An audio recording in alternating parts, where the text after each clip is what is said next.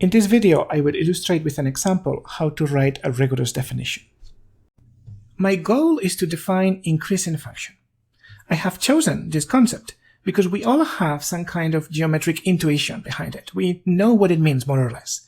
It means a function that always goes up, like the one in this graph. But saying it always goes up doesn't count as a definition. So it's not that this concept is particularly important, but it is going to help me illustrate the difference between having an idea of what the concept means, more or less, and what will count as a valid, precise, rigorous mathematical definition. Some students like to think that the definition of increasing is positive derivative. That is wrong. Having a positive derivative is related to being increasing, but is not quite the same thing. Here is an example. The function in this graph is definitely increasing. It always goes up. But at this point, it has a corner, and at the corner, it has no derivative.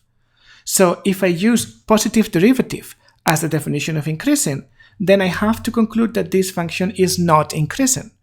That is a bad definition. I want my definition of increasing to include all the functions that I want to be increasing, even this one. So let's forget this and try instead to come up with a definition that doesn't use derivatives at all. To formalize the idea of the function always goes up, I'm going to compare what happens to the function at two values of x, which I'm going to call x1 and x2.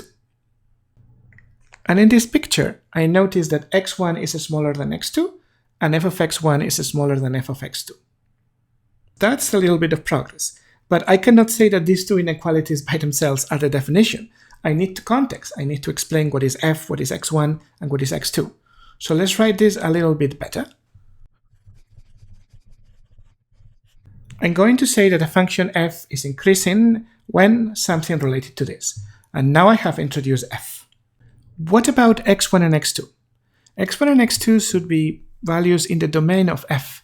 And actually the domain of f is very important because I could have a function that is increasing on an interval and then decreasing on another one. So let's give a name to that domain. I'm going to say that a function f is increasing on an interval I when, and now I have these inequalities where x1 and x2 are in I. And notice something important. The concept I'm defining is not increasing, it's increasing on. Again, because a function could be increasing on one interval and not increasing on another one.